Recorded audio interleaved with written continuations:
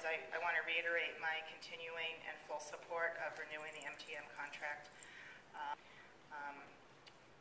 And I just wanted to talk about the huge advantage we have for our MTM and our owner-operators, that they're able to make a living wage in Newtown. And I don't know that these other bus companies even have people that can make a living on that, and I think that's something that we should be very proud of. And we are a good bus company, and anything negative that might have been said, I would disagree with. We have 550 bus drivers that work for us every day, that do as good a job as anybody in here does. They don't own their bus, and they don't work for MTM, they work for us, but they have the same, whether they're working in Newtown or they're working in Beacon Falls or they're working in Torrington or they're working in Salisbury.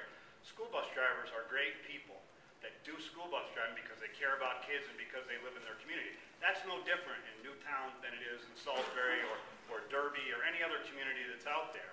Now, if they don't, then they don't end up driving the bus very long, whether they're working for us or they're working for MTM or they're working for anybody, because they don't, and you can't keep them doing that.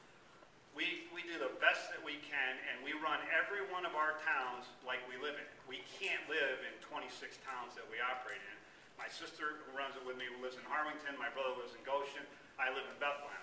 We run those towns, and we run them the same as we run a Salisbury or a Torrington or a Waterbury, Connecticut, and they're all different communities with all different makeups and all different characteristics and all different problems.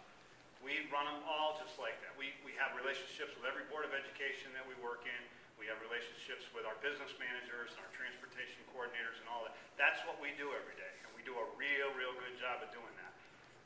This is a unique situation. You're one of the few owner-operator systems left in the state. Bethany still has one, but they have operators that run 2 or 3 or 4 buses. And if your board chooses to keep that owner-operator system because of its cost value, because of its value for local people, do it. I don't want to be sitting here as the bad guy tonight. And to be very honest with you, I didn't intend to bid this bus contract because I don't take small operators out of business. I've never done that before. We bid against all the big contractors that are out there, and we feel we do a much better job than that. I was led to believe that it was probably going to happen anyway here, and that this was going to be replaced, and we were encouraged to come here and bid. And please come here and bid. We've worked for this business manager in the past and another. So it's moved by Richard, seconded by Kathleen. You have spoken to your motion. A motion to table is something that we need to vote on immediately. It's not one that takes discussion. David?